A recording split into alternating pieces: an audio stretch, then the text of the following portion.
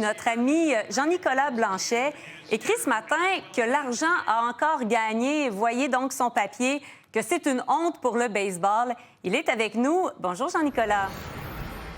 Salut Marianne.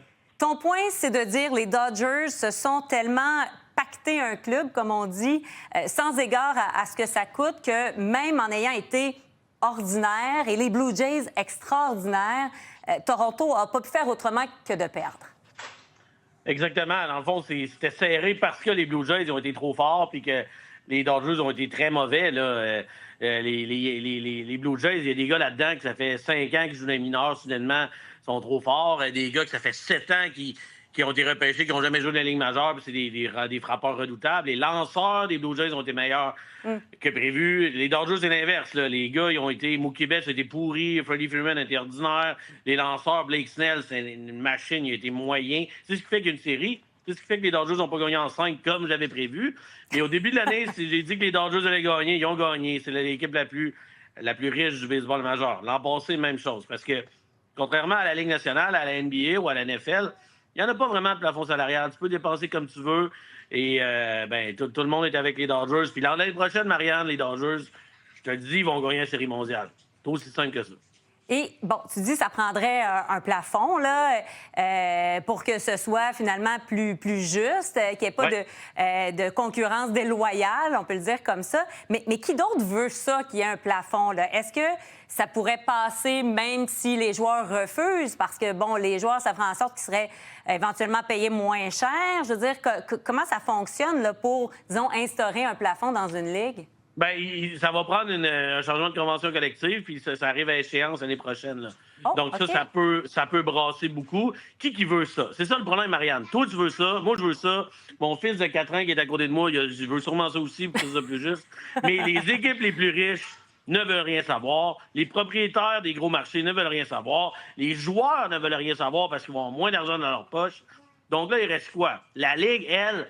Là, tu as toujours les Yankees, les Dodgers qui sont trop forts. C'est bon pour la Ligue. Les gros marchés sont riches. Mais après ça, c'est les petites équipes, les Pirates de Pittsburgh, les Rays de Tampa Bay, eux autres. Les Expos, s'ils revenaient dans le baseball, ils n'aimeraient pas ça non plus. T'sais. Donc, c'est ça le problème. Je pense pas qu'on va paralyser le baseball pour quelque chose qu'il n'y a pas grand monde qui veulent tant que ça.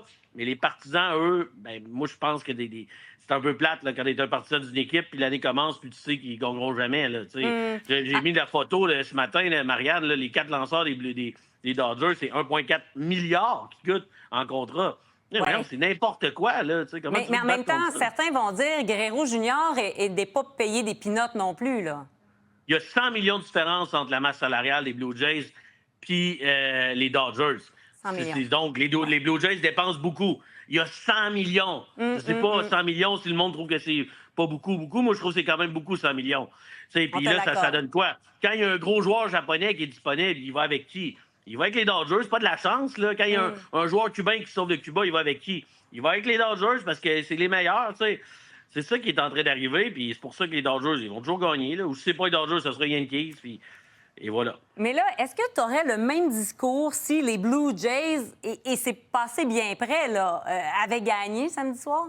J'aurais exactement le même discours, parce que ça fait des chroniques et des chroniques que je fais là-dessus, même si le monde me dit « Non, c'est correct de garder ça de même, que le meilleur gagne, vive le capitalisme, puis toi, lâche-moi avec ton communisme. » Mais je suis désolé, mais c'est comme... Moi, je trouve que c'est complètement injuste, puis je trouve qu'il y a des équipes là, qui sont incroyables, qui rivalisent d'imagination, qui vont avoir du recrutement, là, c'est fou, comme les Rays de Tampa Bay, comme dans le film Moneyball avec Oakland. Ils ont gagné combien de séries mondiales, ces équipes-là? 0. Ils passent proches, et ils n'en ont pas gagné de maudit. Fait que, tu sais, c'est des rêves brisés, puis c'est des fans, je trouve qu'on se fout royalement.